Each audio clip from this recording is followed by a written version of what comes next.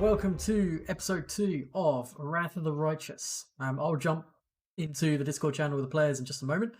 Just wanted to say hello to chat. I won't be keeping an eye on chat as much today as usual compared to other streams because my concentration will be on the players. But I'll try to keep an eye on it in case there are any issues. Hopefully you enjoy today's episode. For those of you who are watching on the YouTubes, where I keep all of the VODs of this, link in chat.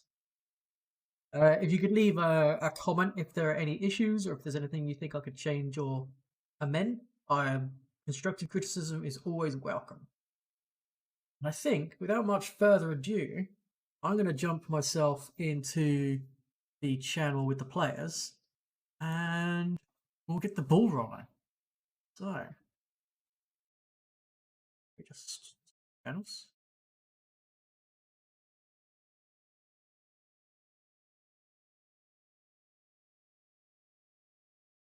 Hello, everybody. Hello, hello, hello. How are you all doing? Hope you're doing well. Oh yeah, living the dream. Yep. Ready to kill some bad guys and investigate this city of mutated crusader children. Yeah, that's a very apt description of them. Yeah, so when we last left off, you guys were taking part in a festival. Then the next thing you know, you're waking up underground. Your memories started to come back as you kind of stood up and got lightheaded of demons attacking Canabras. You know, this has not happened in decades of such a scale. And the building which houses one of the great wardstones erupted into a massive column of fire before you were plunged into darkness. You managed to battle your way through some underground caverns. Just before we finished last time, you guys came across a couple of people called Mongols.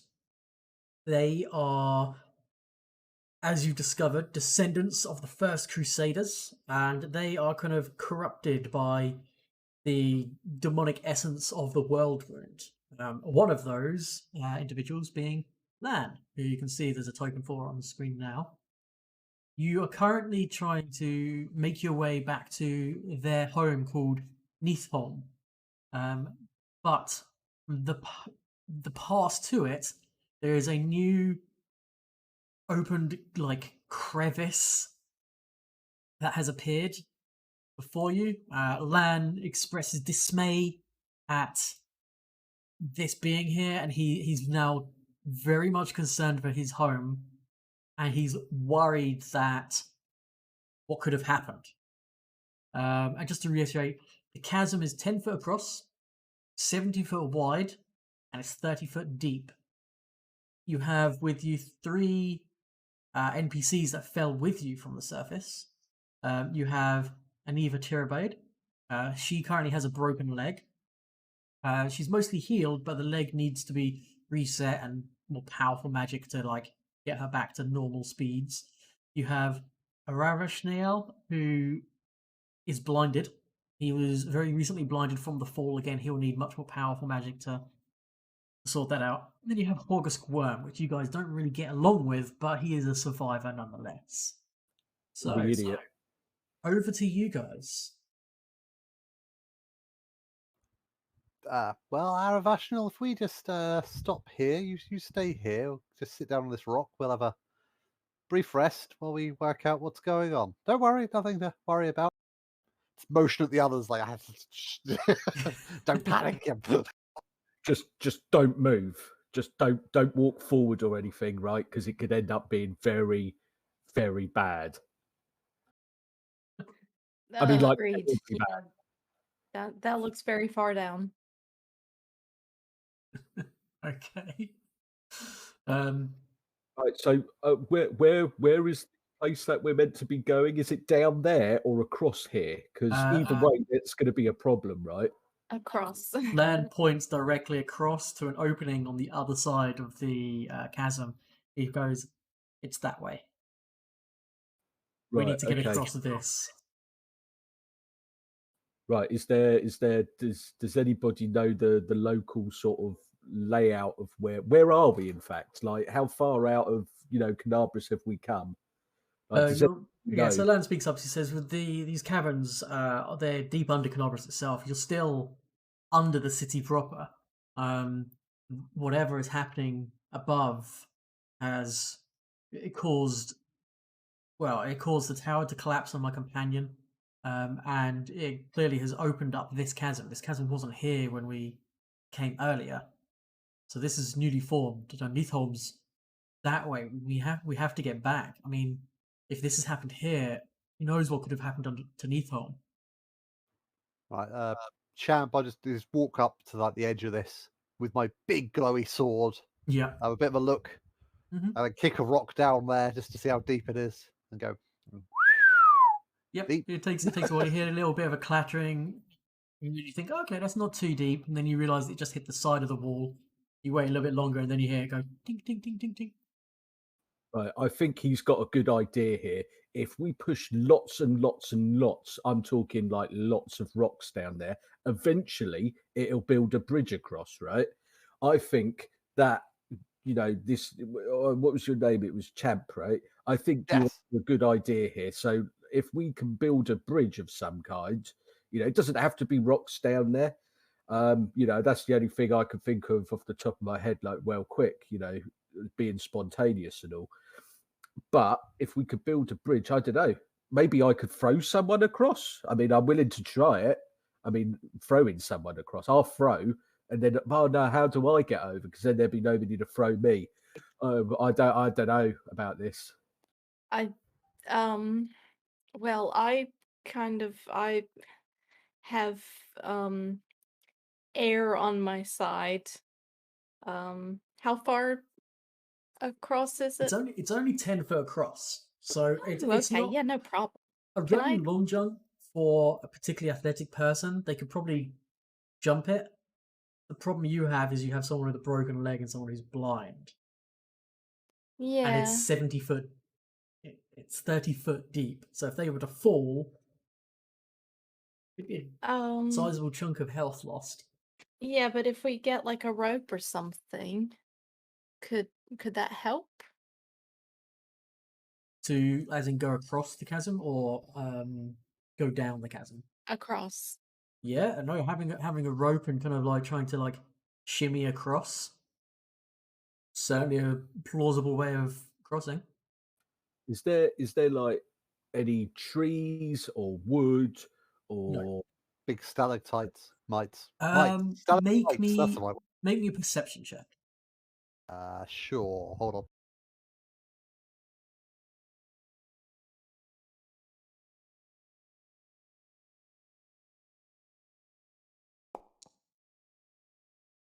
No, I mean, No. it's, I mean, I don't have dark vision, so it's obviously just out of view. it's the bright light from your sword. It's casting all sorts of shadows.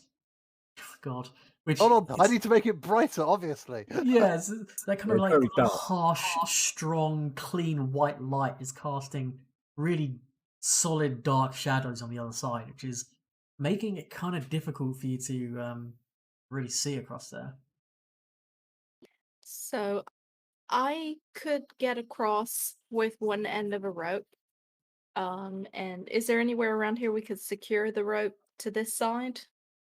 And then do you want to make me a perception check as well? And I have a rope, says Champ. I've just had a great idea. Right.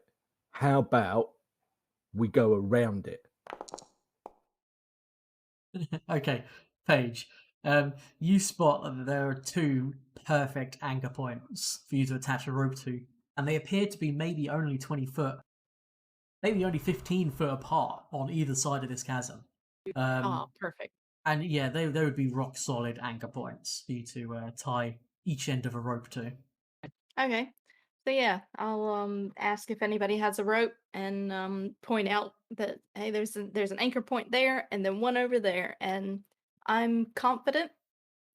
Watch this fail miserably.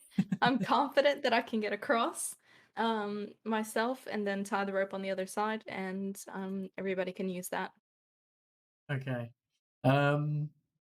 Your keen eyes have saved us again. You're the one that found these wonderful like silver scales. And now you found us perfect anchor points. Well done. Okay, Thanks. so 2020 vision. That is. Anivia takes out 30-foot silk rope, and she goes, I never leave home without it. She kind of That like beats my like 50-foot hemp rope. Champ just sort of goes, just like folds up, puts it back in his pack. But she kind of gives a nod to Champ. She goes, good. It's nice to see other people prepared as well. I mean, you should never leave home without rope. That is exactly what Coach always used to say. I had a very sort of like different philosophy, is that if you've got the rope and I need the rope, and you have rope and don't have an axe, well, I've got an axe, you see. So, like I'm going to get the rope. Of course, you could swap the axe for the rope. That makes perfect sense. Sharing resources. Yep. Yeah, I mean, All sort right, I'm of. gonna start tying. Yeah. Anivia will assist you in the tying. It won't. I'm not going to make you roll for attaching it because the two of you, you can just kind of take your time to attach it. You're not under stress or Okay. anything like that. However, how are you going to cross this page? I'm going to confidently, athletically, gracefully just jump. Okay. Do you want to make me? Now I do have my granted it is for like bull rush, I think, but I do have I can't find it now. The Sylphie thing. Oh, the wind thing. Yeah. Airy step or breeze kissed. Breeze kissed. That's Breeze it. kissed. And yeah. airy step, I guess. You can channel this wind into a single gust, making a bull rush or trip maneuver. Okay, so you want to use this breeze kiss instead of using it to make a bull rush against someone to kind of like help Yeah. propel you? Yeah. Okay. Sure, yeah. Instead, gonna, use like, it like bull a rush on the powerful floor you're fart on. in midair, like Yeah. Thunderpants. She gets a double jump. Do you want to make me an acrobatics check?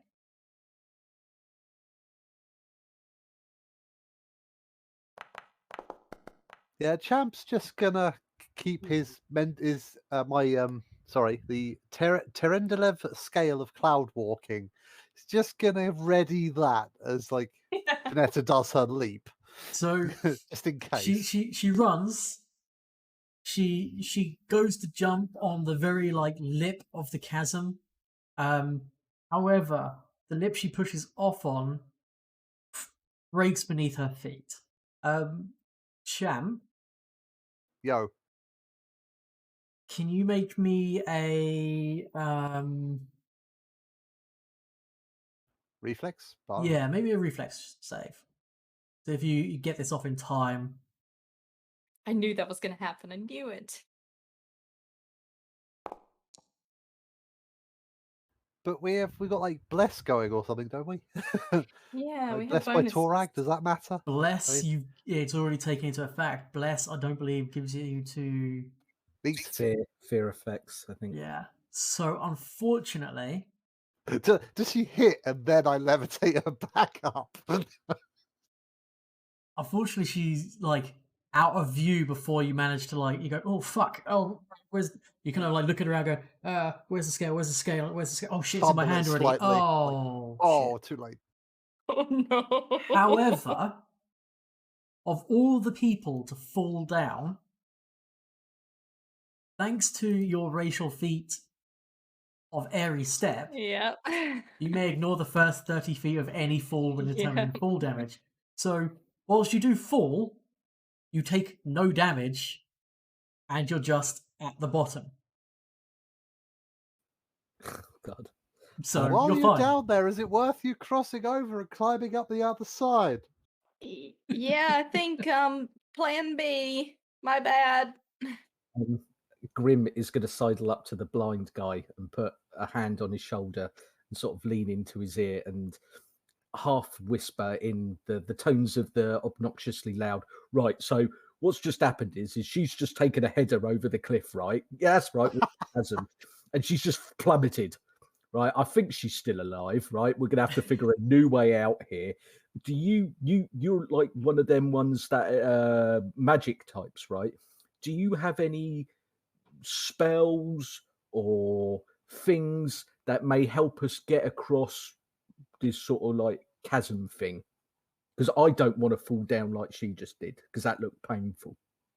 Funnily enough, he does. So That's just great. That's up until that's now, phenomenal. nobody's really explained to him what's going on. He was told to sit down, don't worry, and then he's been told someone fell over a cliff. He says, here, and he kind of like, he takes you by the arm, and he'll cast levitate on you. Bloody hell. Well, I mean, yeah, that'll definitely do the trick, right? Did he cast that on Grim? Yeah, he cast that on Grim. Oh, right. Okay. Well, give me the other end of the rope, and I mean, I'm trying to, get across here, sort of momentum, and I'll tie it off the other side, and then I'll come back. The thing is, it's him who he says, if you could shout out directions, as to which direction you'd like to go, as he kind of like holds a hand up to his temples and holds a hand out in the general direction of the chasm. He says, is it that way? Well, I mean, yeah, it's And you like start to instantly like you lift like 3 or 4 inches off the ground and you start to drift towards the chasm. Does he slowly rotate as well? He's like, oh no. He slowly turns around upside down and back and forth around. Let me know when you need to go when you're across, and or if you need to go down or anything. Right. So, having tried to snatch up the other end of the rope before I started plummeting across this open chasm, I sort of bellow. The other back. end of the rope is down the bottom of the chasm. Ah, right. Okay. Well, I just fly across to the other side then, I guess. Okay. Can I have a brief chance to tie my rope to him before he zooms Yeah, away? of course you can. Yeah, he's moving very slowly. He's moving at just like walking alongside you. Hold on, I'll get this right now. And be like, just trying to like, let some kind of knot on you before you head away, like some kind of monstrous balloon. Yeah, you could do that. You're kind of like you're walking at like a quarter walking speed as he's moving 10 foot towards. You just kind of hastily tie it around his waist and Yeah, do a little bit of that. every now and then I just adjust him so he's upright again. It's like, no, whoop, slipping a bit. Good work, Aravastiel. Just a bit further. And you kind of like drift across, and then when you get to the other side, he'll lower you down, and then you feel the spell lift, and the spell's no longer in effect. Mate, you did amazing. Absolutely amazing. Paige, Just tie it off, big guy. considering you can't take damage from falling the 30 foot, the only thing be a danger for anyone else trying to climb this up, because if they climbed up 20 foot and then failed dramatically in their climb checks, they would fall down, potentially take damage. However, because you can't take the damage from this fall, can you roll me a climb check just so that I can see how long it's going to take you to climb back up? Okay. Yeah, I mean, so it was. If anybody could have done it, it would have been me. So yeah, I didn't have an issue trying. Yeah, exactly. You're safe to make the jump. It takes you a bit of time to climb up. by the time you get up, Grim's already fastening the other end of the hemp rope to Fig! the stalagmite. You kind of climb up with the other end of your rope. You kind of tie that as well. You've now got like 2 ropes that go across.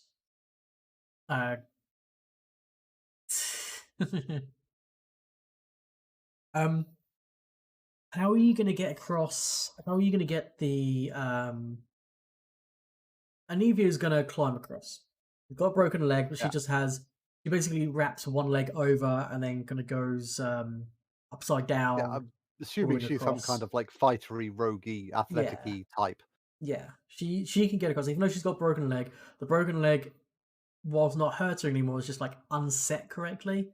So that's just kind of dangling as she shimmies herself across without problem. She does mention that then you might want to do something to ensure that Aravash and Horgus don't fall. Yeah, of course. Of course, ways and means. How about what about the rest of them? Like oh god, it's weird saying mongrels. But what about the rest of the mongrels? You got oh god, was it Dyra, Len, and Krell? Correct. Yeah. Like Krell was trapped under a rock recently that almost killed him, so I don't know what state he's in. What Lan said, or Lan speaks up and says, I think I can get across without much problem. The other two, they should be able to climb down and climb up. So once all of you are across, they could tie the rope on this end to themselves, climb down, climb up. They're quite confident. They are quite adept at moving through this kind of underground terrain. Oh, for sure. I was going to use this magical silver scale, but that's fine. I was going to levitate someone from the other side, and we could just pull them across with the rope like a balloon. But The slightly wounded, climbing, that's fine. The slightly wounded mongrel speaks up. Says, "I'll take that offer, please." Or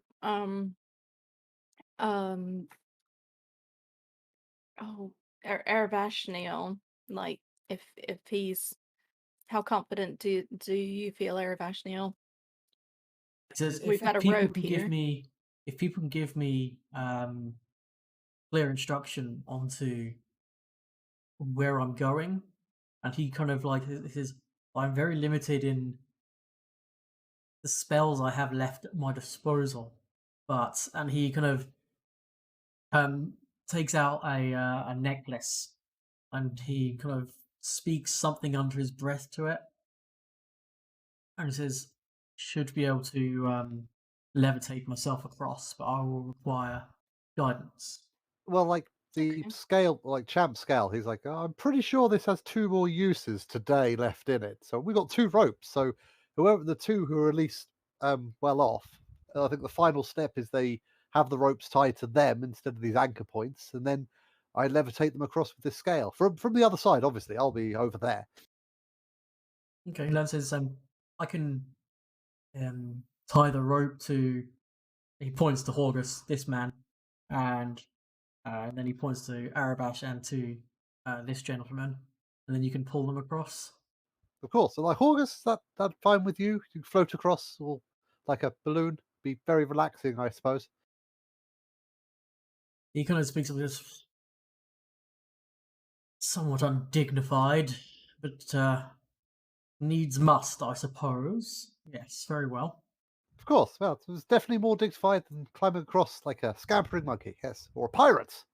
It'd be very swashbuckling. Anyway, I'll see you on the other side. Like just Champ just like leaps onto the rope to like shimmy across. Yeah. Go ahead and make me a climb check. Hooray!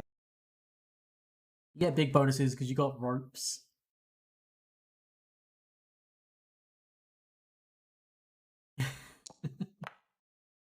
Oh yeah. Oh hell yeah!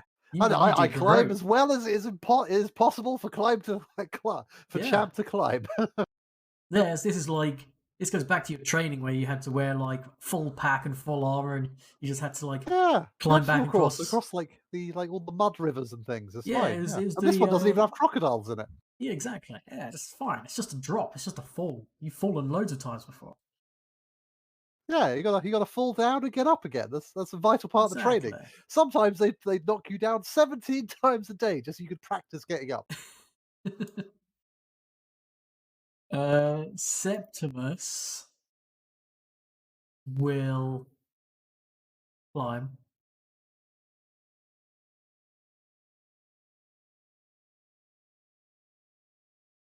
It's Attaboy, thanks to the Septimus, you've got ropes. this. Thanks to the Falls ropes, off. it's just good enough. Oh, geez, Although this is it's a heck of a bonus it gives us. very slow going. And then Lan ties the ropes to both Aravash and Horgus. And then you guys just, like balloons, just reel them in. I hold up the scale and I'm like, by the power of, oh God, who was it? Kneberus or something? As damn thing's name was? Iomade? Oh, No, Terendelev. Terendelev. Like, by the Yes. power of Terendelev. And there's like clouds of swirly air lift them up and they're like, pull them and like hoist all these ropes in. They're like, like weird balloons. and then Lan. Yeah, Oh, Lan he's just got this. Lan does like a standing long jump, just crosses Oh, it. I thought that was a climb check, and I'd be like, Jesus, he climbed down that face, head down, like a lizard. All right, well done. You all successfully got all of the NPCs across without any of them dying, which is actually a prerequisite for getting the max XP for this. Hey. And I'll whisper to Horgus that don't worry, sister secrets. I won't tell anybody. Say that again. Don't worry, sister secrets. I won't tell anybody. Okay. Champ's busy like high-fiving people, which with Aravashnial involves like probably explaining the concept of a high five first and then holding his hand up. Yeah. See, you're like high fiving everyone, and then Aravash is kind of looking around at this weird like slap noises that are happening. He says, "What's going on?" And you just lift up his hand and high five. He goes, "Oh, He kind of puts his thumb up. He goes, "Huzzah!" Yeah, we're all alive. Verily. Okay, so the tunnel across, it's only like 20 or so foot from where you are. You venture along this new corridor for another 10, 15 minutes before you come to this area. Ooh, pretty. So the tunnel opens into a circular cavern, roughly 40 feet in diameter. Thick sheets of fungus grow in the cave, and several tunnels branch off. All of these, save one in the north wall, lead downward. The northern one leads upward. What appears to be two dead bodies lie on the ground in the middle of the cave, next to a strange heap of ropey green fungus. Could those of you that have knowledge dungeoneering or knowledge nature make me a check? I might. Do I need to drag your characters on?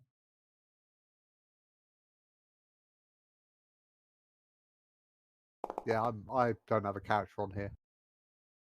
Yeah, there we go. Sorry, which ones? Knowledge? Which ones? Dungeoneering or nature? Nope, I have no ranks in any. I've gotta say, I love how it's the map is animated. Thank you. That's cool. Nice little Yeah. effect. Just a few little light sources which are tinted green and made like smoky. It's Yeah. cool. It's very subtle. Yeah, thank you. I appreciate it. Okay, so what we've got? We've got knowledge nature from Page. I'm guessing Champ has neither of those skills. Champ's just going, oh, wow. Just like, who knew such wondrous things? But below the earth, everyone's like, this is deadly poison. I'm like, no, those people are resting. So as you guys kind of like approach, and as Paige steps forward to get a bit of a closer look at the ropey creature, still uh, like tens of feet away. Um,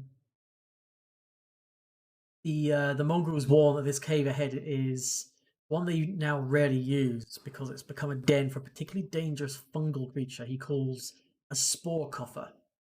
And with your knowledge nature check, you identify that this is probably a basidrond.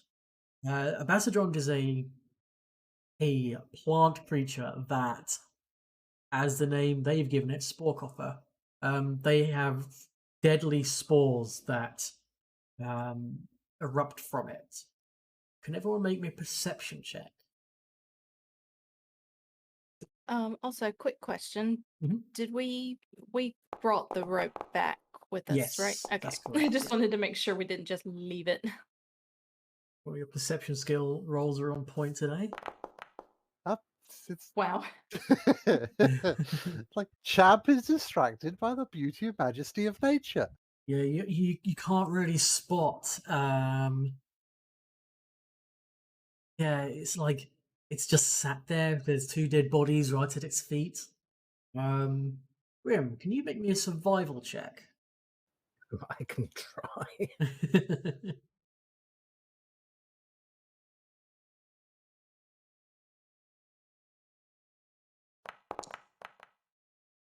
Okay, that's pretty good. You spot that there is potentially a path you could like sneak around it, but it would be tricky. And it doesn't seem to have reacted to your presence yet. Right, so there's one of them things, right, just sort of there.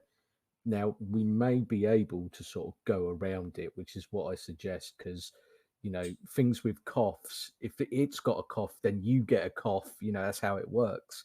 So I don't particularly want to get too close to these things. So I think shuffling around it may be the key here. Wait, where is it? You're like, well, there. And I'll just point to somewhere completely wrong. You're like, no, it's sitting there. I'm like, well, there. I basically pointed the area roughly sort of Yeah. around there, somewhere.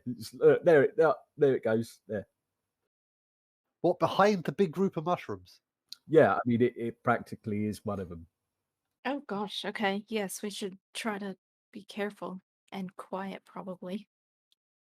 Okay. That may be a problem. Have we thought about giving those poor lost souls a decent burial, though? Well, you want to bury Oh them in yes. the mushroom I field. mean, we could put a pile of rocks over them. I mean, some people don't like being just left out in the wilderness for things to eat them. I mean, I know we're underground. We don't really have wild dogs down here, but like, until the mongrels were like, what does eat dead people down here? I'm honestly curious now. There are cave lizards, other fungus things, cockroaches, rats, cloakers. At which point he kind of just looks up towards the ceiling. Yeah, they Oh yeah, sometimes because we do fall that. some of those. So all of us probably at the mention of cloakers immediately look upwards. Yeah.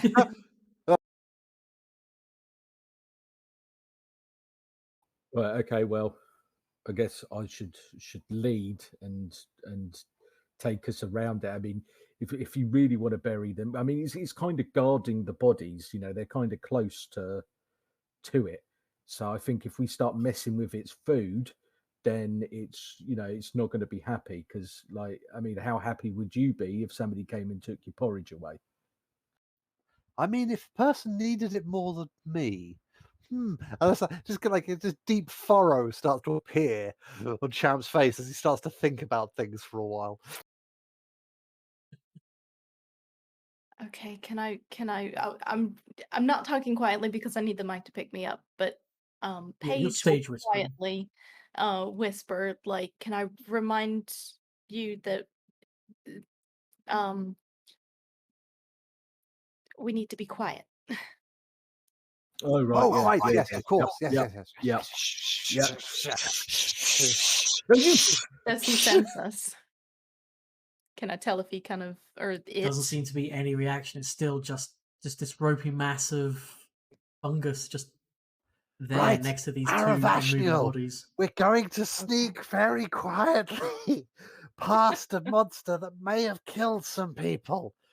Try to be very quiet. He just nods.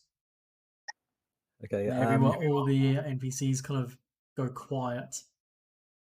Grim Um, Grim will take point because he's the one who's spotted the route. Mhm. So he sort of hunkers down a little bit on his haunches and slowly, as carefully as he can, wearing his armor, Yep. make his way forward, trying to lead the group around this coffer and around the bodies. He's not particularly looking or interested in giving a dignified burial to these bodies. He's just trying to get around this thing to his objective. Cool. Okay. Do you want to make me a stealth check? I would absolutely love to.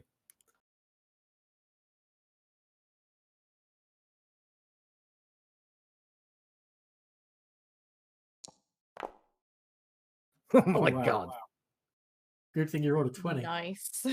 Golf Yeah, clap. no, you do great. You knew the path. You know, you've got some experience in like tracking, from hunting in the plains of Numeria. You know, you know your way around avoiding the more dangerous denizens when you're going after prey and such like that. So yeah, this is kind of like going back. The train's a little bit different, but the method is the same. You managed to make decent progress through the cavern. As Crouster is leading, he got a good check and found a pathway. Everyone else, can you make me stealth checks as well? And you can have a +4 bonus to your stealth checks. Can I like try and check with Anivia Mhm. if she thinks that she can get past on her own? Right, come on, Aravashniel. Um, Off we and- go. And then yeah, I would like to if Anivia thinks she can get by on her own, then I can kind of like I don't know, like hug up on Aravashniel or whatever to kind of help Okay. guide him without words. Okay. Yeah. Do you want to roll me a stealth check? Does Anivia think Oh, she can do Anivia, that? this is normally this wouldn't be a problem, but my leg kind of it'll be slow going. But I think perhaps he needs more help than I do. Okay. All right. Rolling. Oh boy. Too bad. Too bad. So,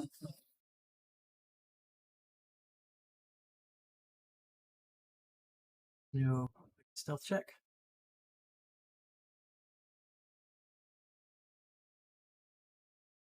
Okay. So far, so good. Champ, can you make me a perception check? Always.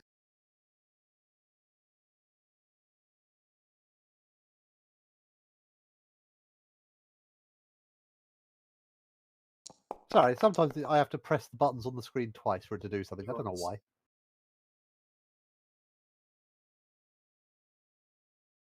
Is the harsh light of my sword waking everything up? No, you notice as you kind of like at the apex of this route, before you start moving away from it into more relative safety, the other side of the chasm, you notice the two dead bodies are dressed as Crusaders of Iomedae. Gasp. Oh dear. August. Okay.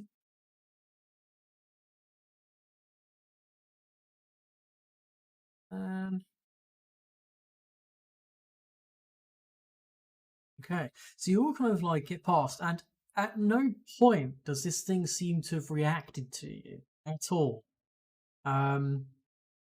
Even at the point where Horgus like exclaims with like, even though he got a relatively good stealth check, he does grumble almost the entire way.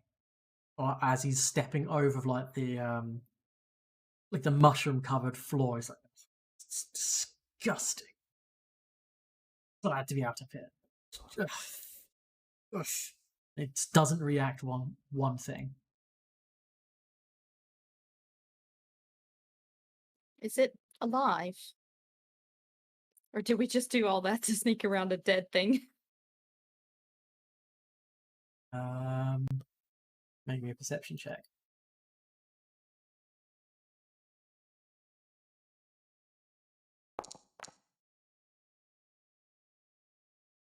Good grief. Yeah, it doesn't seem to be moving at all or reacting. You notice a couple of tendrils just kind of like move ever so slightly, which gives you a bit of pause, but then you notice it's just moving like in the gentle cave breeze. It could be dead. You're not certain, but could be dead. Could I ask the group that maybe has better vision than me? Like, I think maybe it's dead, so maybe we could give them a proper burial.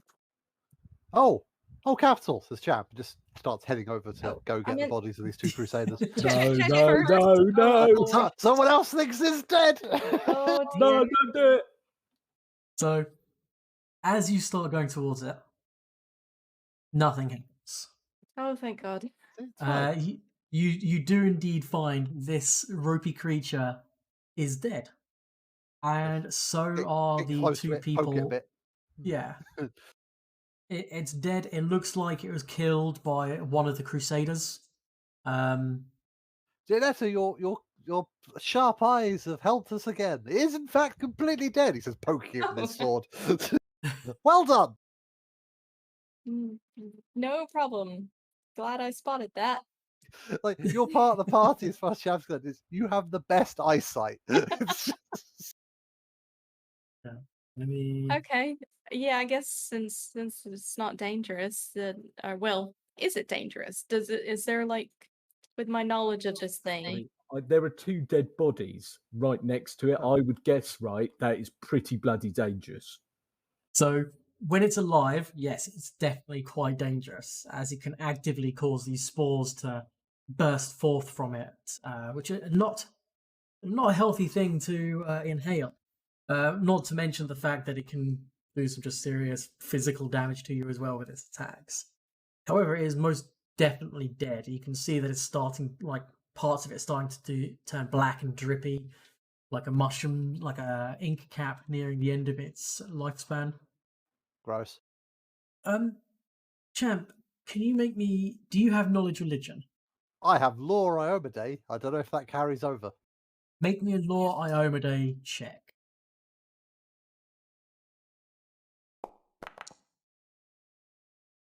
Cool. Even though these guys are dressed as Crusaders of Iomade, they're not armed with longswords. They're in fact armed with glaives and a spiked gauntlet. Furthermore, you find on the bodies a cure light wounds potion. Oh shit! How do I add this crap? If you have a look at this, lootable, double check it, and you should just be able to loot the stuff from there. There's a scroll of cause fear. 129 gold pieces. Is there like a loot all button? I have to grab this shit. No, sadly not. I have to get my character sheet and then like transfer it over. Okay. Oh well, does anyone want a glaive? I don't know why they have glaives. I mean, it's a fine weapon, but it's not a longsword or an axe, as I like a gesture of like the big guy. Yeah. You also find tightly in one of the men's fists a small symbol of a brass bull's head with tiny red gemstone eyes. And you know that this is an unholy symbol of Baphomet, one of the great demon lords. Oh. They've obviously killed some heretics of Baphomet. For some reason kept their holy symbol and lost their longswords. Now, this is a knotty conundrum. I do not know how this has occurred. Do I know what that means? So Baphomet is one of the great demon lords. He's aligned with Daskari, who is the demon lord who led the attack on Carnarvon not long ago. The fact that there are two people dressed like Crusaders of Iomade down here strikes you as odd, but they could also be people who perhaps infiltrated Carnarvon and assisted with the devastation that is happening above. Oh, okay. Yeah, I'll relay that to the group. That they. Thank you so much for the raid. I really appreciate it. I'm sorry I can't keep track of chat too much, but I appreciate it. Thank you so much, everybody. Okay, so once the bodies are identified, so Anita is disgusted. Irrational is delighted. Both of them say that they've heard rumors about Cult of Baphomet, known to some as the Templars of the Ivory Labyrinth, and that they had infiltrated various mercenary groups. However, proof that at least two have been disguised as Iomedaean Crusaders is something else entirely. Annie becomes even more worried for her wife, Irabeth, and she says that we need to get back ASAP.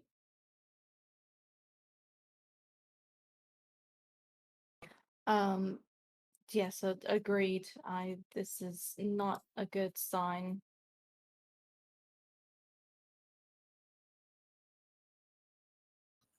So I've managed to loot the items. There's a little Yeah, gem symbol. Yeah, I clicked on it the first time, it did nothing, and I went, "Oh, well, it's not that then." And then someone said, so I went to the second time, like, "Oh, now it works." And then someone else nicked it all, and I went, "Oh, okay." I didn't realise.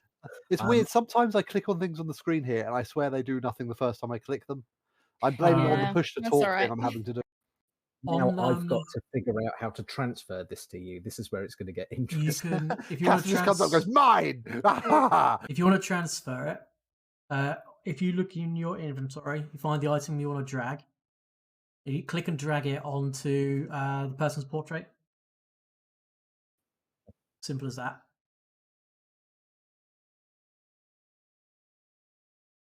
That arcane scroll looks like something that needs to be identified. He said it was Oh, I core can do sphere, that. but I don't have read magic, so I don't know how I know that. Also- It comes with a label on it, I guess. Oh, Also, there's 129 gold pieces there, and if you see in the lootable object, there's a split into 4 button.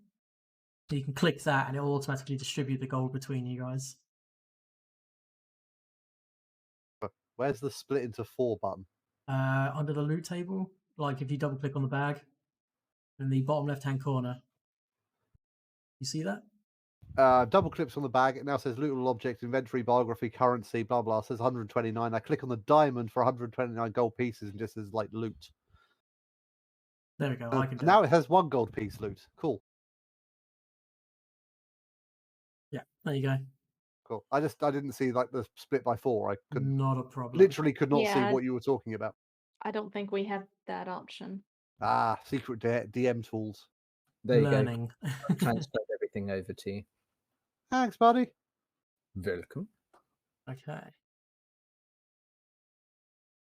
We Yes, do I've- also have a party loot that we can Yes. share. There is a party loot character sheet. I'm still setting that up for you guys, so I'll walk you through that before next session. Sure.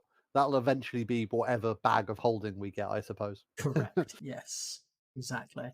So with the discovery that there are Baphomet cultists dressed in the garb of Iomedaean crusaders, already deep under in the caves below Carnarvon, with this worry, Lan gets even more worried for what fate could have befallen his home, and he asks you that, please, we need to make our way to Neathholm. You need to convince our chief that now is the time for the Mongols, the children of the Crusade, to once again return to the surface and join the fight.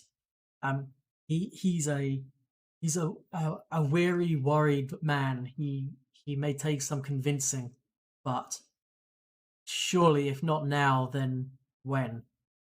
Please follow me. And he kind of like picks up the pace a little bit. Okay. Yeah, now that I know we don't have to sneak. Yeah, I'll Yeah, try and double time, do the hustle. hurry and try and guide E- Eravashniel around trippy things. Okay. So Oh, you you're on Aravashnial duty, are you? Okay, I'll help Tyria, I guess, because she's like hopping along. Mhm. Okay. So another like 15 minutes of walking at slow speed because of Anivia. You Anivia, that was her name. arrive at Nithon. Oh wow, this place looks amazing. So a small, dark lake ripples in the center of this 200-foot wide cavern. The walls and ceiling aglow with thick sheets of luminescent fungi. In the center of the lake, over 24 low stone buildings cluster on a rocky, 100-foot wide island. Lights glow in the windows of the buildings, giving the settlement an almost welcoming look. Rafts made of mismatched planks of timber bob along the length of Crooked Pier at the lake's closest shore, and you can make out on this island dwelling shapes moving. Yeah, I'll say in character, like, wow, you've built a grand place down here. Lan appreciates the compliment. He says it might not be much compared to the splendors of the above lands, but we do what we can. He gets a couple of these little rafts that are bobbing along, and you all kind of clamber on, and he like pulls you across, and one of the other mongols pulls you across to the other side. You're greeted with the sights of other Mongol men fishing or cleaning out like white eyeless fish. The other Mongols you see, there's no single one that looks the same. They all have various kind of oddities to them, whether it's like just one eye and the other side of the eye has grown over with skin or horns or part beast, part person. It's a myriad of mutations, to give it any better of a word. Lan just quickly walks you through the settlement, and you get like all of these various coloured eyes from the darkness kind of watch you as you pass. You have like the amber kind of cat's eyes. You'll have the reflective kind of like green shades of maybe like a reptilian eye, or bright red glinting eyes from the darkness just watch you as you go past these Champ various is just going to be Mongols. very like, "Hello, good day. How are you?" Yeah, Hello, same. just constantly. And then we don't like our eyes. It's like, "Good day. How are you?" We're like, "Stranger is a friend you've not met yet. How are you today?" Exactly the same, smiling and waving and like, oh hi. You get a lot of hushed kind of tones um, as you watch. None of them seem like overly aggressive. They just seem more confused and inquisitive. Seeing that you're kind of being escorted by Lan and two others, none of them seem overly worried at your presence, and neither do they seem particularly aggressive.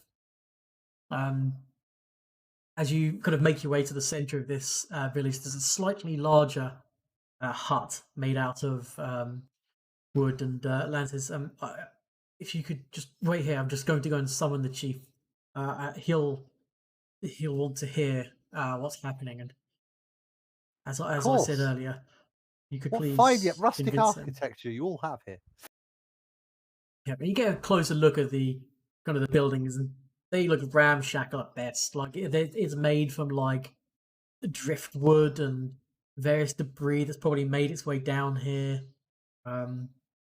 It's functional at best. Yes, but ingenuity, it's fascinating. You have Um, access to wood, an environment with no trees. Amazing. So Lan disappears into the hut, and he comes back like a few minutes later, along with Chief Sol. Jesus Christ. So Chief Sol listens to Lan's report about how you saved. He thanks you for your successful freeing of the trapped Mongrelman. He then asks you to explain your presence in the caverns. He says, "Please," actually, so he goes, "Hello, my name is Chief Shal, chieftain of this tribe. Please tell me what bring Uplanders down here." I mean, like we fell. Like Yeah. the earth opened up, right? And then we fell, and then we walked here, and then we crossed a chasm thing. Well, I floated across it, right? And then we're here now. Yeah, it has been an interesting series of events, but there are troubling events taking place on the surface and I think it affects down here as well, because there's a chasm now that we have to jump across. And I guess I'll try and explain like demons and like the world is ending. Okay. I'll just be like, yeah, like Champ will patch in and be like, sure, you felt it even here. We've heard like the shaking of the earth from the fight above. This is the dire time for Kenebras, where all must sally forth to fight to resist the enemy, to drive them back.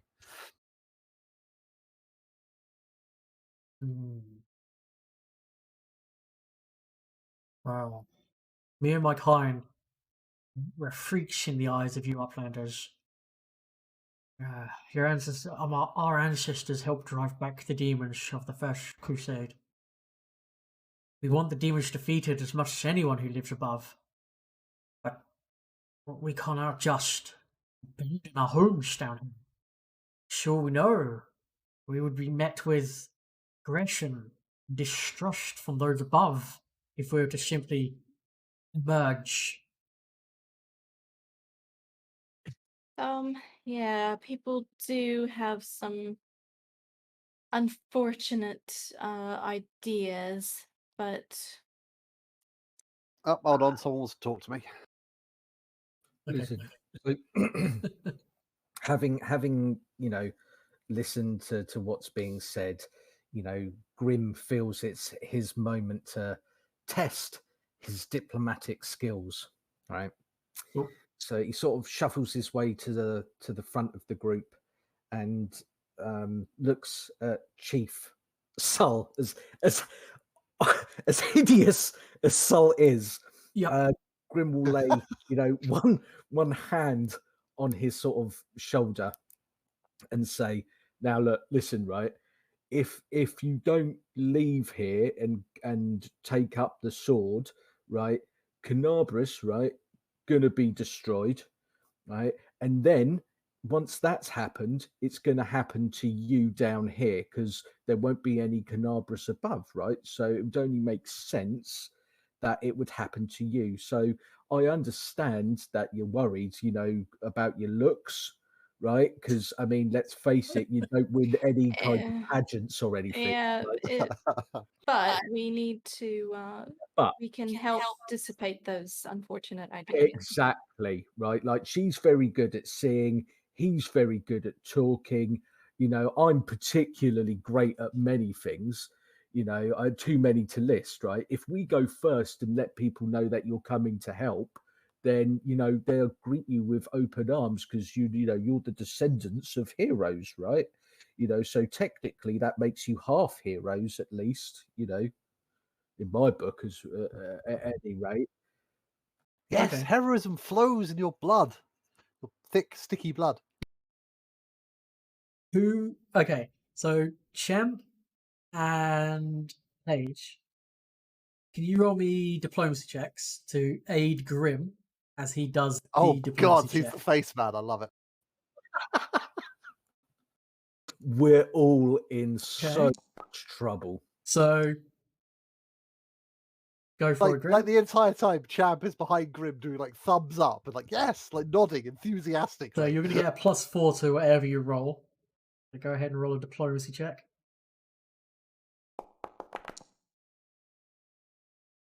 I mean, it's at least double digits.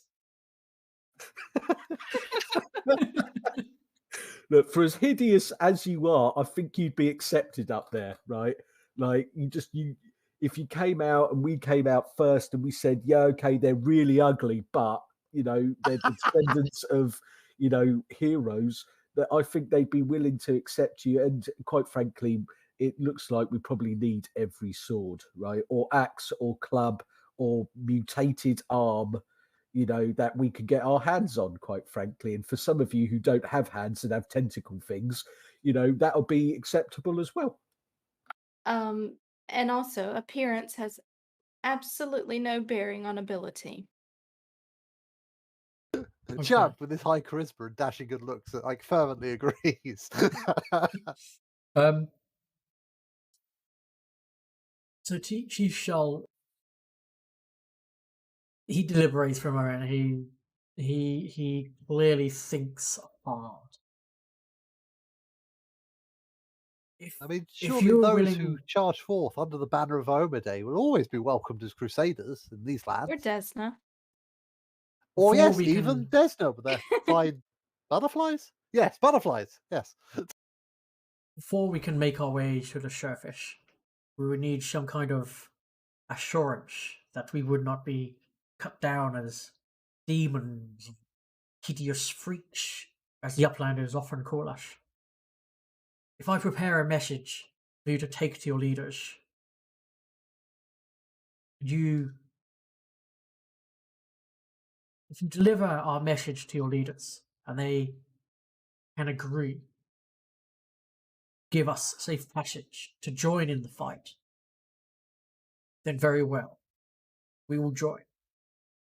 I mean, your chief, Sully, I'm going to call you Sully, right? You look like a Sully, right? We've got down here a very important man. This man here, his name's Horgus Worm, right? He's a very influential, very important man, so I'm sure that if he gave the word to say, these people are willing to help, I'm sure it will all go very smoothly, won't it, Horgus? Everyone kind of turns to look at Horgus. Yes, Horgus, you were saying how important you are and how you know everyone. This is glare at Horgus. Truly your he time has like to a shine, my friend. handkerchief. He has a handkerchief over his mouth, and he's just looking around, just like he looks disgusted at everything. Excellent. I'm glad to have you on our side. Every sword, right, Horgus? Every sword. Yeah. Absolutely. So the chief explains that the only way to the surface that they know of,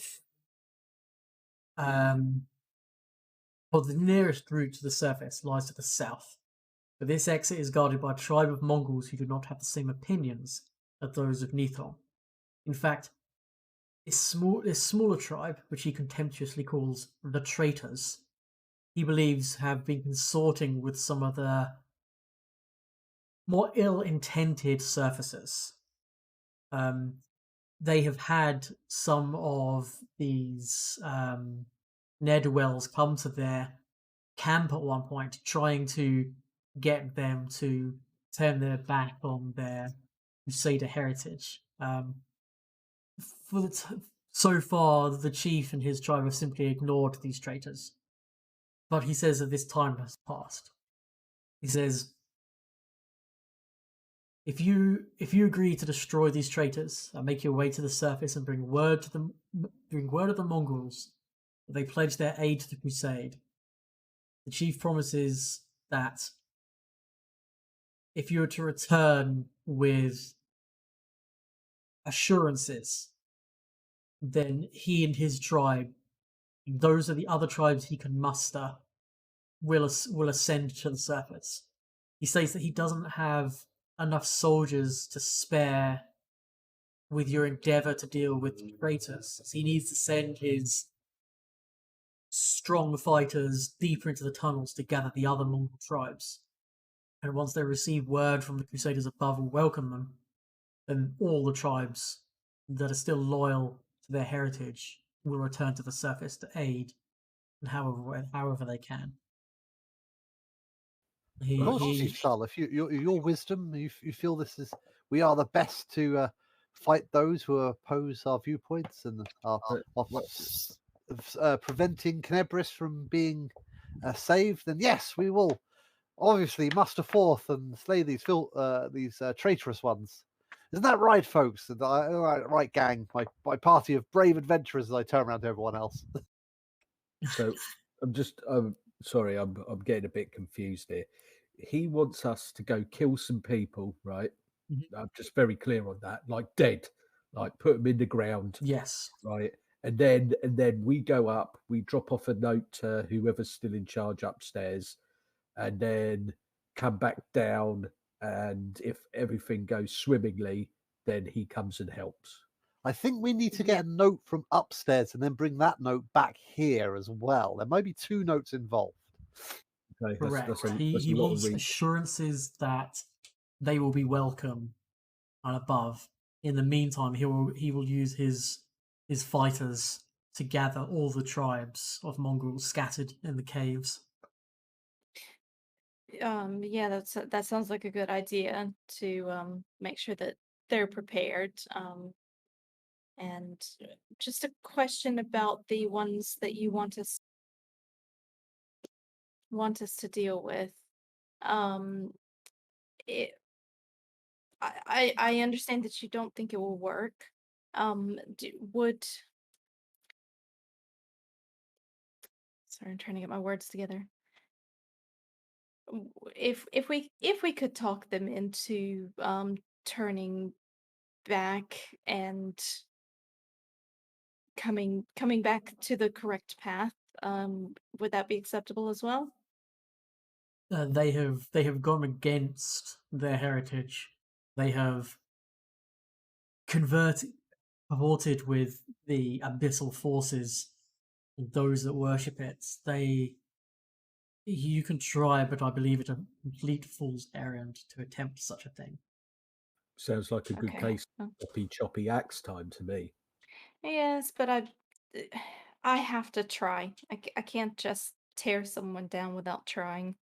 I fully agree. We should invite them all to play a game of sports ball.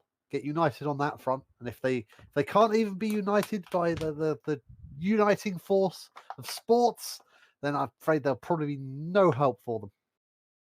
Choppy axe time. Gotcha. Definitely. Okay. There is some XP for agreeing. Da, Yeah. da, da, da. Everyone has leveled up. There are some items for sale here. We do have some glaives we could sell as well. They have a very limited capacity. They have 1,000 gold, which they can purchase things with. They have up to 2nd level spell casting available for hire.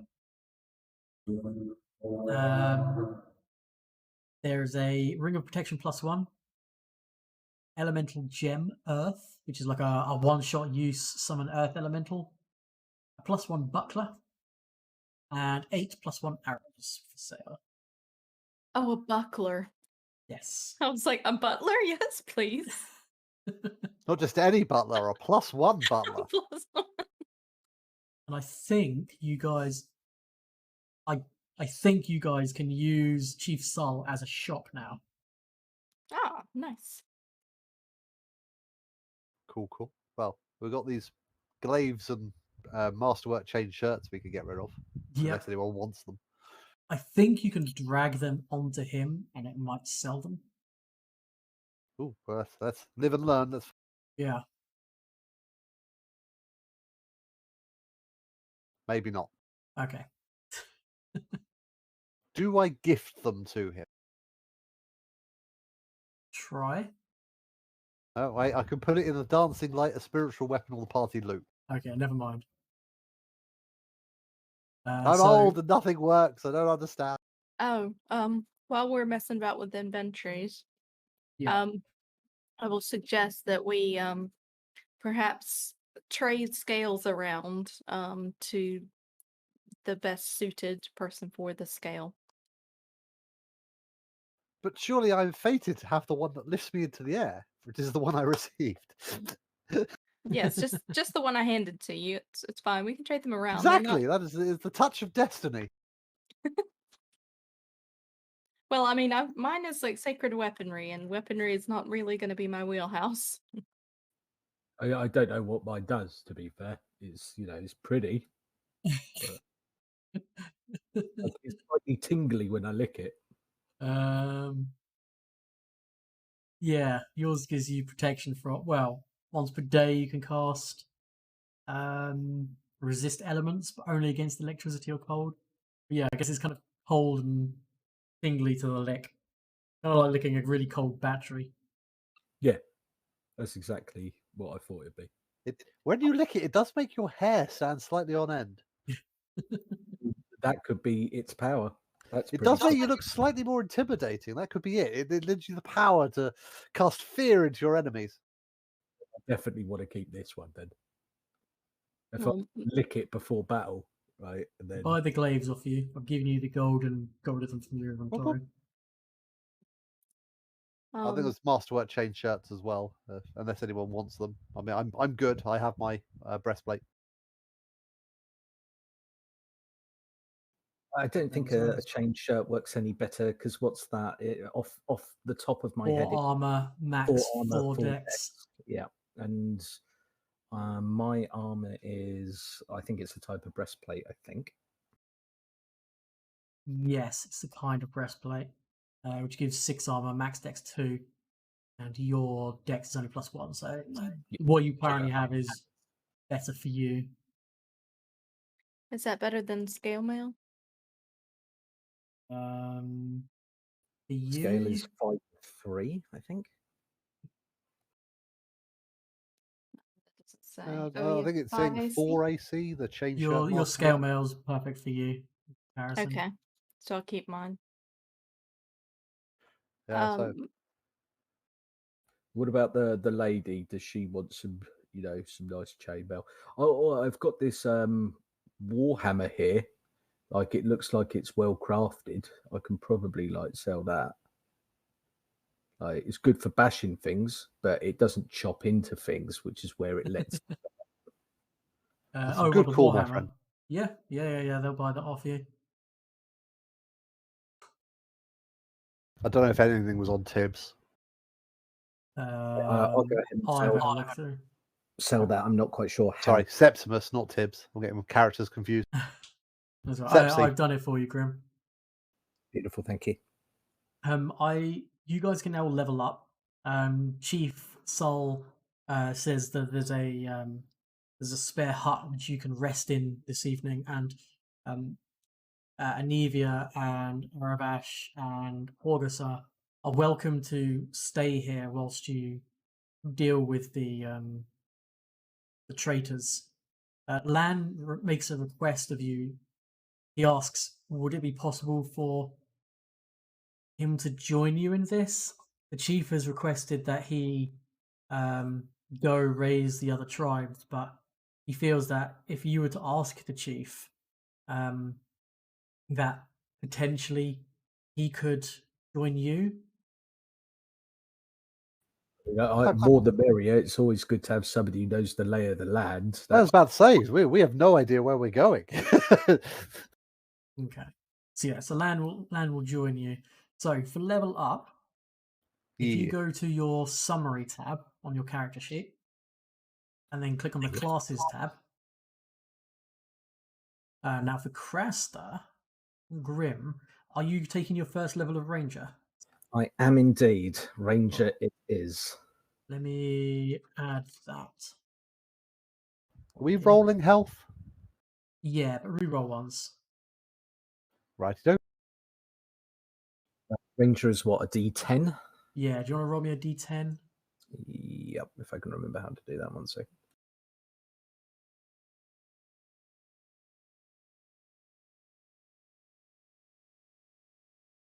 So you can see the stuff you got there. Oh, you did manual health instead of rolling. Did I? Oh, sorry. I pressed roll and it said 6, and I thought that was it. Oh, Silly that me! I toggles need between manually entering and actually Ah. rolling. So to. it's It gave me 6. But I slash think it gave me. /R.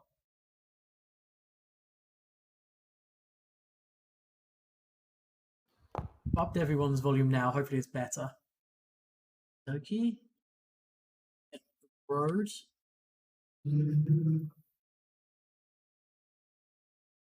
Then I can get rid of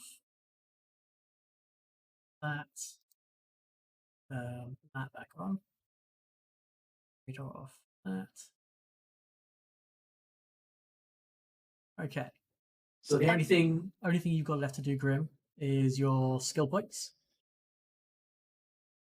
Okay. Champ, you went with how many points did you get? You roll me? 6, I think. 6. Okay. And then my bonus one for like leveling Yeah. up. Okay, looks like it's done. Sorry, Do do I- I, is it 4 skill points I have? BG skill ranks or You've got I think you get 2 6 more. background ones, I think. So yeah, so you should see under your skills thing, you should see where it goes skill ranks 10. Use 4. So you've got 6 left to pop into these, and then under background you've got 2 more to give. okay, perfect. Thank you. Champ.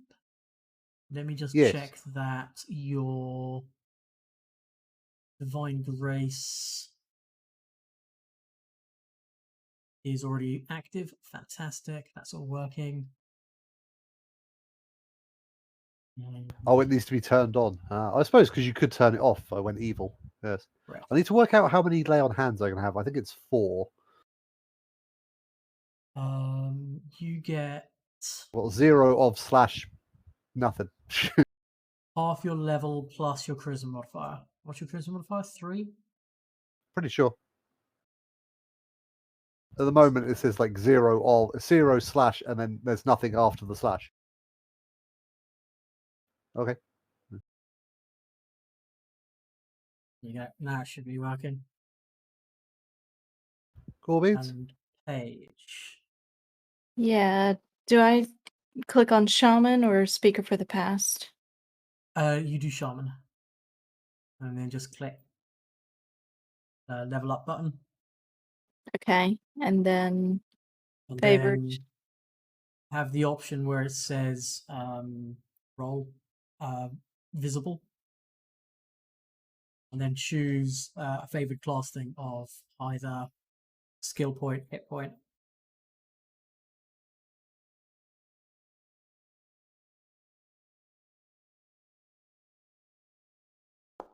Did that work? Oh, Yep. Cool. Okay. So again, all you've got left to do is your skill points. I'm going to turn on. Got your hex has already been chosen.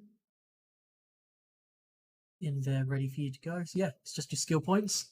And then once you've done your skill points, you guys can rest. I think, Paige, you may have another spell slot. how many? Oh, I've got 6 used, so skill ranks 12, so I have 6 I need to use. Yeah, so you need to use 6 more in the regular adventuring and then 2 more in back.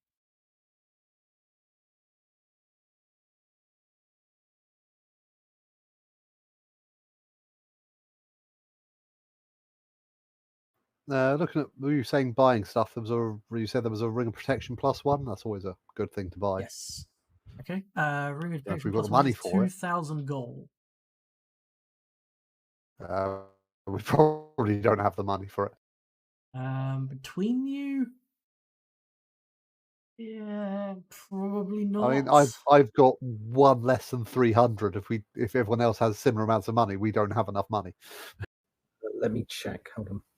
Well, actually, we would just if it's 1,000, we might just have enough money. Where are you seeing your gold? Where do I go to? Inventory near the top with currency. Gotcha. 253. Although I don't know how much I got for the Yeah, Yeah. I've already added on the Warhammer Well, sale then on that. perfect.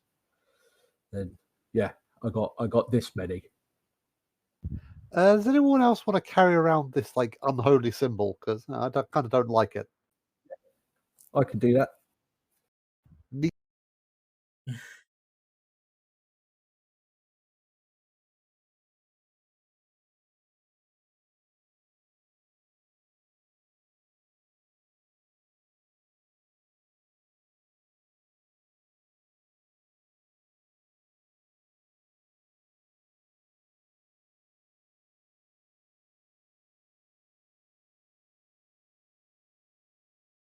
Yep, I still can't work out if I can give things to people. I can give it to the party loot, I think.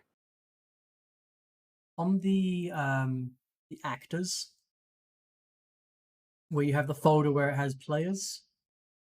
Hold on, so you're on to the right of the screen. You want Yep. me to If you drag the go- Right, item oh, from I your drag it inventory, onto there. I was trying to drag it Yeah. onto people's icons. Oh, my apologies. Right, fair enough then. That'll be one.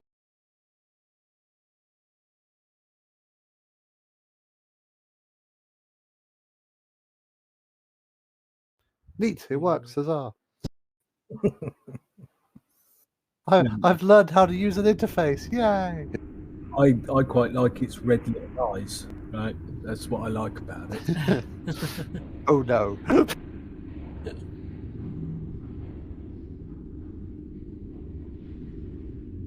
So, you guys done with your skill points? I think Done so. the skill points. I'm trying to do the spell. Well, I guess I can do that part of the resting. Wait, do I get another skill point like I did? I've done 2 background, 2 adventure. Do I get another one because I'm human? I can never remember this crap. So you've got no intelligence modifier. No. You get It's in my world. Like, Champ does a lot of Yeah, you sports. He's had a should- couple of concussions in his life, okay? you should be getting yeah. There you go. One more skill point because yeah, you're human, so Okay. skilled. Neato. Thank you.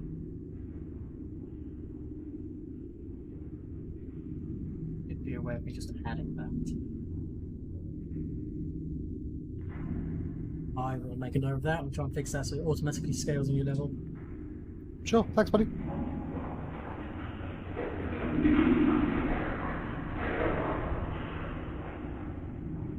Okay.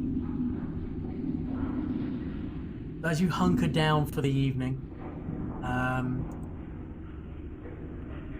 rest comes to you eventually. It's not super restful.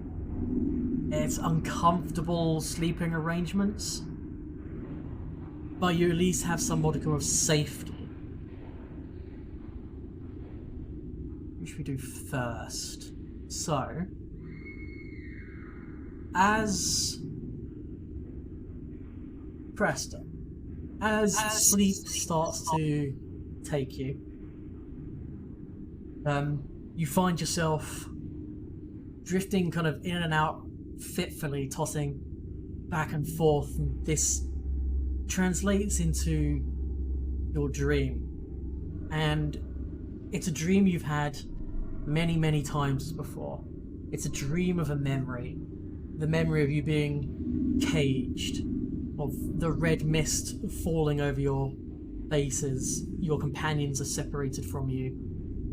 The cultists who sacrificed those that travelled with you. You being left till last because you were stronger of will and they wanted to break you through the suffering of your companions. The red mist and rage is dominating your mind at this point. And then, as with the memory, the cage buckles, it breaks, you kick the front off. Motion is a blur. All you can feel is the blood pumping through your veins and the need to escape, the need for freedom, the need for vengeance. You flashing images of you of killing a man on the floor, crushing his head with your bare hands. Time flashes again, and You're running through the wilderness. Time flashes again, and you wake up, and then it starts again, and the same thing happens 5, 6, 7, 8, 9 times, and then on the 10th time, strange kind of... That's way too loud. End up in a Euro club. A strange kind of music starts to creep into your dream. Barely audible, but it's enough to break the cycle of this dream, and you step back from yourself and you see yourself in the cage, and you can see the memory of this situation from a third person perspective.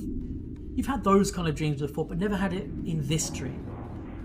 And without the rage and the blood pumping through your system, you see things more clearly. You see yourself in this kind of dimly lit cavern. You see several cages around. Yourself raging against the bars in the one cage left occupied. And then you see a table. A cultist sat at it with a mug in front of him.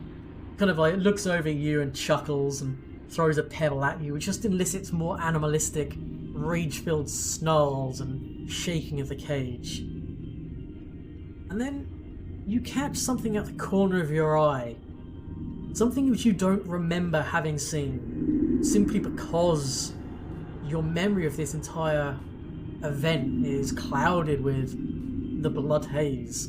You see, and you're certain this is what you can see, you see a small glass, a shot glass appear next to the mug of the cultist.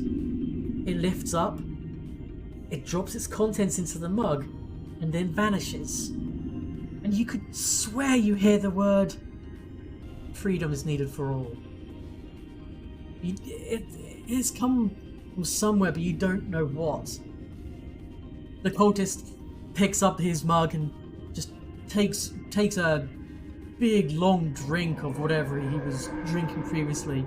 He coughs and he hits his chest as if someone was drinking an incredibly strong alcoholic beverage. He kind of looks around, really confused look on his face. He goes to stand up and he wobbles. All of a sudden, clearly under the influence of a very strong alcohol, he takes a couple of steps forward and he just collapses to the floor in a drunken, drool-filled stupor. Moments later, your cage, as you kick it, there's like a split-second delay between you kicking it and it actually opening. But the cage bursts forth and freedom is yours. You see that your animalistic, kind of rage-filled person falls upon this sleeping cultist. You kill him with several blows to the head against the ground, and then you make off into the freedom and the light. The only other noise you hear, apart from this strange kind of beat in the background, is you swear you hear the clinking of mugs against each other. And then you awake from your dream in the morning. Champ, you also have a dream.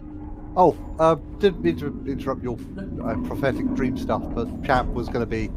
We're in a kind of safe zone, people are safe. He was going to, like, take off his armour, just wear his leather jacket with no shirt, and go off, get his freak on, get some strange, chase some tail, all the things that you can do here. Just have an experience. Jesus, okay. Find someone, just find someone, put his arm around them, be like, "Hey, sugar lumps," everyone with a guy who's symmetrical. I'm a 17-year-old sports prodigy with an 18 charisma. Wow, have you ever been with someone symmetrical? That's me as the player saying that. I mean, him as the character would say something much more better. Yeah, I don't think it could be better than Sugar Lumps. Yeah, no, I'm not even going to make you roll. You definitely find someone. Yeah. I don't need my friend to like narrate off the cuff erotica to me. I mean, I can find. I we won't. can make this to a much different Twitch if we need to. Is there a does Champ have a preference of nighttime activity partner? And not particularly. I mean, he's here for an experience more than anything. Okay. Yeah, you find like a married couple. That both seem open to the experience and fade to black. Yeah. Just tries to learn some things. Sure. Yep. You. Brilliant. Yeah, there's an experience. The wife has like a tentacle for one arm, and the Yep, that's husband, going to be a lot of hickeys. yeah, and the husband has two vestigial arms coming out of his neck. It's an interesting evening. I miss Septimus. As sleep takes you, and it takes you easier than the others because you're tired. You get this same kind of strange beat to your dreams. Now, your dream is more reminiscent of your earlier childhood. You find yourself cleaning the steps of the orphanage's front door. Wooden bucket to your right, scrubby brush in hand, scrubbing away, and everything's going great. And you pick up the bucket and you put it onto the top step. You stand up and you kind of stretch out your back, and you hear the sounds of fighting coming off to the left. And you glance over to the left, and you can see that many of your companions are using brooms to fight back demons, and they are doing their best, but it looks like the tide is turning. And in a strange way dreams work, you know that the best thing you can do at this very point is get back down on your knees and scrub that top step. And you take the brush in hand and you start scrubbing, kneeling before this dirty step before the opening of a holy place of Iomedae. And as you clean this step and you pay homage to Iomedae, the brooms in the hands of your companions turn into resplendent holy swords made of pure divine fire. Their armor turns to mirrored, polished steel. They swell, they become 2 times as big as the demons, and you know that it was you kneeling before something of Iomedae and cleaning it that brought victory. And as the battle comes to an end and that top step is now perfectly clean, your companions turn to you. They put you up on their shoulders and they just throw you into the air and catch you, and they go, "Huzzah for Champ! Champion Champ! He really cleaned that step." Your glorious purpose, you turned the tide of battle." And in the way dreams work, you know that they're true. That you cleaning that step somehow is the reason they got the really cool swords and armor that allowed them to beat back the demons. Take that how you will. Definitely. There's not. I definitely didn't eat too much cheese before whatever strange place I met that couple. Cheese. Paige. And that key party. Yeah. Paige, sleep takes you. And as usual, the music of the dream world floods your mind. And you find yourself on a balcony, looking down to the kind of dreamscape room you find yourself in. A gentle mist rolling across the polished obsidian floor, reflecting the various coloured lights flashing on and off on the ceiling. Kind of ghostly apparition figures moving, dancing, sitting, talking, but in a way that you can't make out any kind of like features of them. Your dreams are always lucid. You Champ, if you want it pictured as a nightclub, you're not far off. What Sorry, I don't mean to interrupt. It just sounds like a nightclub. it very much looks like a nightclub. If you want to give it a kind of real world descriptive label, yes. I'm very sorry, much I'm looks disrupting like the that. flow. Keep going, keep going. No, Just no, ignore me. it's fine. That's okay. I'm boogieing in my dreams. And you find yourself, as always, watching your dreams unfold on the dance floor below. You never really partake in your dreams. You watch your dreams unfold. You've taught yourself a long time ago how to have lucid dreams, and you've never been stuck in a dream without any control.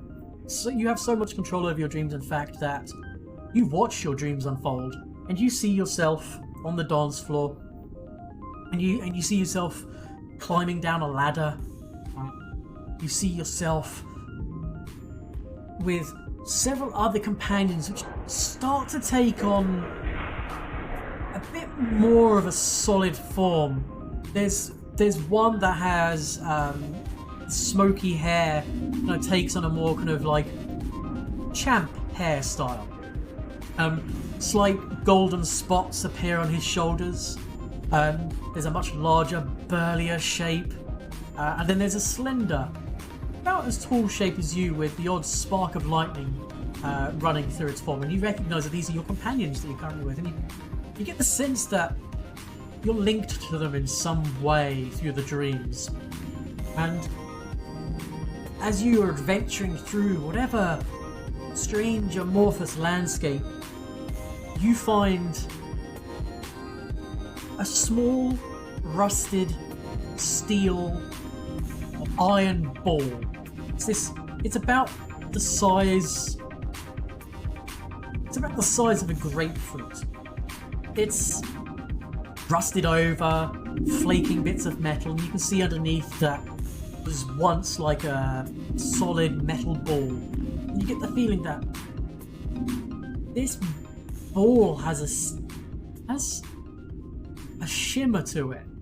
The kind of shimmer which you notice whenever you converse with spirits. But it's an object. Objects don't have spirits. They're not living things. Even things created by master artsmen who instill their love and passion into an object, they don't have spirits. Spirits are only ever of beings of some sort. So you could have like a spirit of the woods or a spirit of the river, but you don't have it of man-made inanimate objects. It's just impossible for them to have spirits. But this is a glimmer of something spiritual to it. You pick it up, you turn it over your hands, and it's just rusty and flaking, and you go to give it to Champ, and as it passes into Champ's hand, as it passes off of you, it becomes kind of misty and ghostly kind of apparition, as everything but you is when you watch your dreams. But the moment it touches Champ's hand, the ball flares to life. The flake peels away to reveal a solid golden ball. And this golden ball, it is happy to be held by Champ as a caretaker until it can find home. And then your dream kind of fades, and you lose the inspiration of the dream given to you by Desna, and the rest of your night is spent by whatever dreams you choose to dream up. Okay.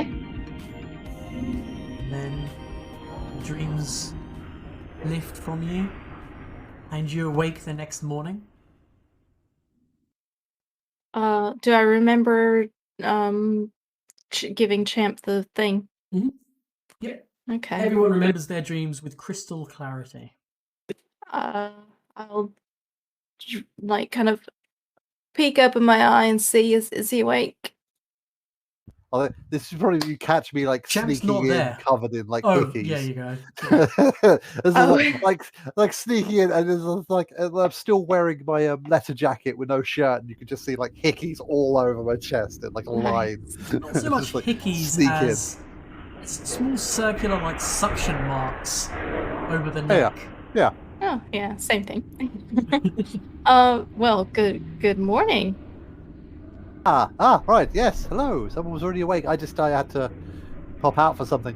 How are you? Should we get breakfast somewhere? Looks like you had fun last night, eh? Yeah, Septimus there was is not the with fun us this week. couple of people just started so chatting he to will level Morris up. and Munda. They were quite nice. Invited me to just crash at theirs. When he joins Yes, us. yeah, Oh, it's fun. Yeah, nice. good people. They do seem very friendly down here. Hey, there was. Did you have a dream last night? Maybe I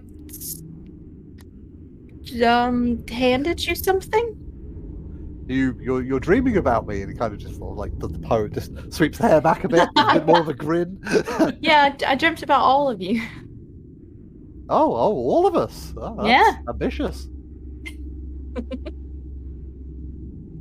Grim is staying very quiet, a scowl on his face, sort of occasionally muttering, to himself, and the odd words like "kill them all" occasionally like mutter upon his lips.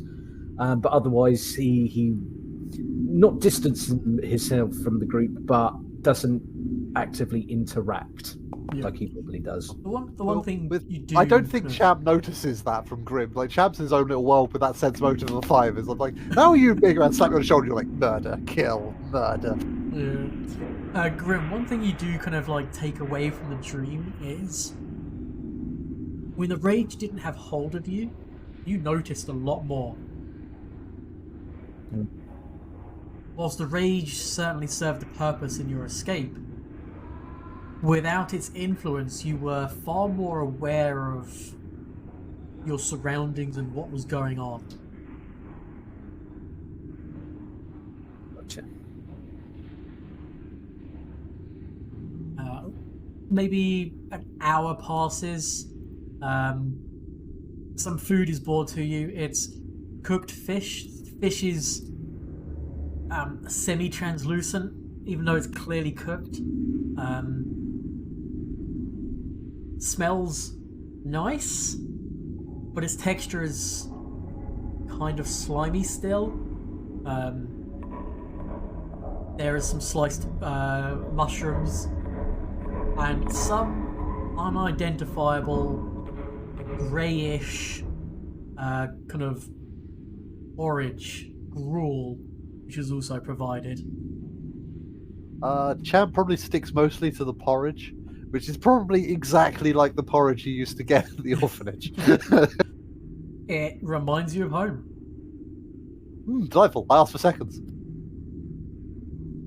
Well, they will give you seconds. More? I mean, having been a fairly well-traveled person and interested in learning about foods and just any little bits and bobs from here and there, I'll ask them about, like, oh, what's this? What's that? Yeah, so the gruel is made from the round carapace of some of the bugs, as well as the rendered fat of cave rats and the meat of cave spiders. Oh, This is- fascinating. Good protein. This is rat, bug, and spider gruel. Yes. I'm eating rat, bug, spider gruel. It's, yeah, I great. take another spoonful. I go, this is the best damn rat, bug, spider gruel I've ever had. Yeah, good protein. Good for strong bodies. Exactly. I'm a growing lad. Yep. Septimus kind of like pushes it away a little bit.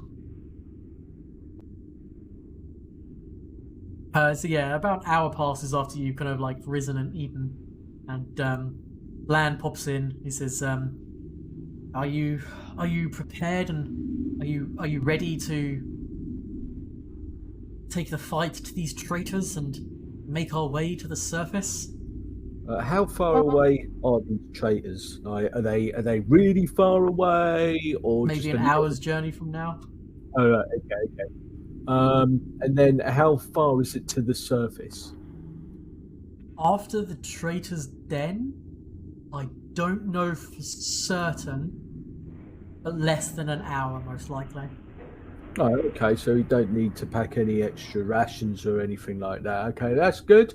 Right. Well, I'll be honest. Like, I'm ready to get out of here because like I can't breathe down here. There's not enough sort of freedom. I feel very enclosed, and I'm starting to like get a little bit agitated with it. So if we could all sort of get a move on fairly soon, I'd like that because I feel like my axes need to like chop something like fairly soon, and I don't mind if it's like one of these bad people over here, or a tree would be preferable. However, I can't stress to you enough, right? I'm not good with words, but I really want to get out of here and soon. Understood. Oh, that seems vitally important. I was just going to do a lot of push-ups and sit-ups and squat thrust, but no, this seems more important. We should do this. Well, yeah, we do have people on the surface that we need to try to find, and worried families and things, I'm sure. Can I get Champ to just like have a peek around in his just to satisfy my curiosity? If he could just have a peek around in his pack, Ooh, or in his pockets, if there's is there a little ball in any of your stuff? No reason, just wondering. What kind of ball are you looking for? Is like just sort of starts rooting. Oh, a really impressive one. Oh, I mean, I think someone called me golden balls once, but I don't know what else there would be. Yeah, the only kind of I mean, I have this ball. I pull out my sports ball, which I think is more that's like. the only ball you have. I have marbles. That's like a lot of balls. Yeah. It's like I have a bag of marbles. Sometimes it means things, sometimes it doesn't. I'm just curious. I'm happy to leave now. Okay. I'll go. Excuse myself. 1 point, go off and just give myself a quick check. Like the health check that all men do every now and then. Now I've got that in my head. No, it seems fine. I'll kind of like, as we're walking, maybe grab out my compact and kind of give him a little dab on his neck. Okay. Could I get a marching order as you are going through the caves? And are you using, what kind of light sources are you using? I know some of you have dark vision, but not everyone. I think I have to use my daylight sword. I mean, unless that's got a limited duration on it, in which case, oh shit, I need another source of light. I think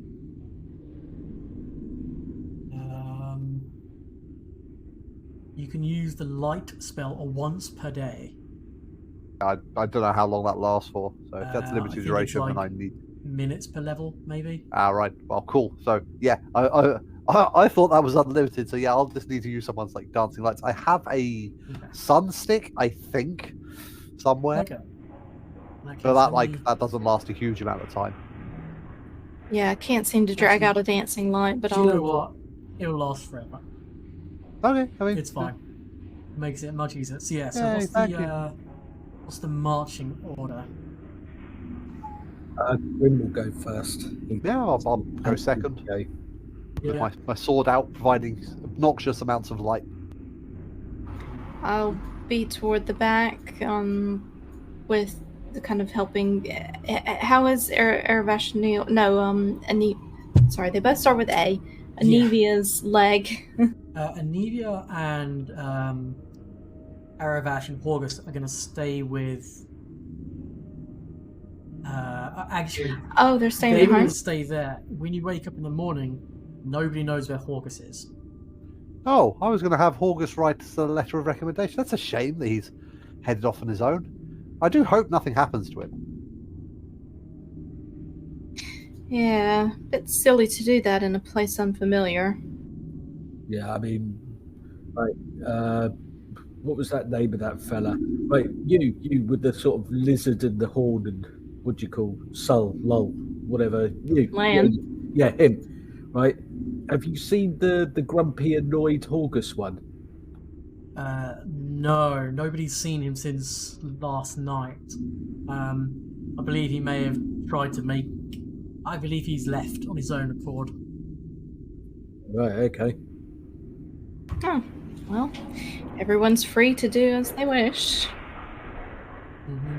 Well, I mean, I'll have a little look around to see what I can find. But if we can do that while we're on the way, that'll be even better. Like, Grim is going to have a look for tracks of where Horgus may have like gone to or head off in what direction. And Yeah, make me a survival check. So I mean, like we're on like an island in the middle of a lake. So is it like, or just a quick ask around? I'll just ask anyone if their boats are missing or anything. Otherwise, he obviously had to swim out of here. Oh, okay, well that didn't work this time around. I'll fix that in post.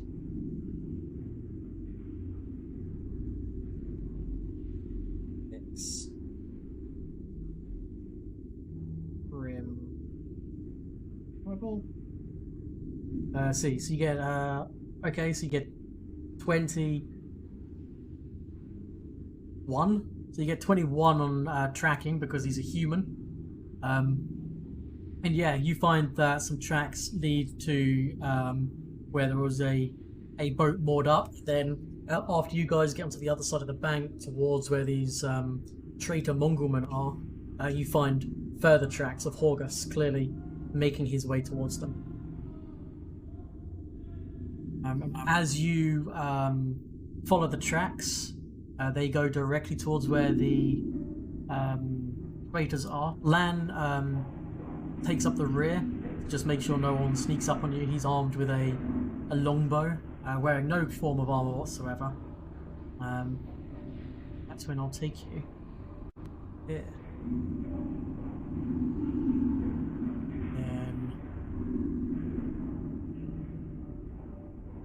Oh, do I need to have my sword on? Yeah, for some reason the whole thing's... Does anyone have view on this? Sorry? Anybody see anything on this map? I can see where that- we are. Yeah.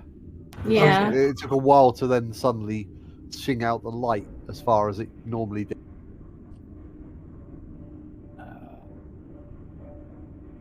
My dancing lights is gone. Hope I haven't crashed. One moment. I'm going to take this moment to take a break before we dive into this dungeon. Sure. We're kind of I at mean, the halfway we all mark. still have like resistance and bless turned on. Are we meant to have Yes, those turned on? Bless We will are. last for like another 8 or so hours. Yeah, how long have we got on break? Sorry. How long do you want? 10, 15? I'd like to 15 ideally, because I want to make myself a quick sandwich. Yeah, right, same. Okay. Grumbling. Cool.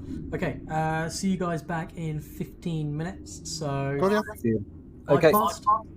sounds good. Alright, Sure. see you in a bit, guys.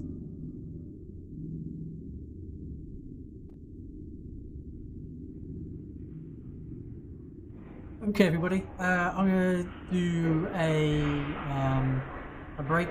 I need to fix the lighting of this because you can't see shit for some reason. See you guys in 15 minutes. See you soon.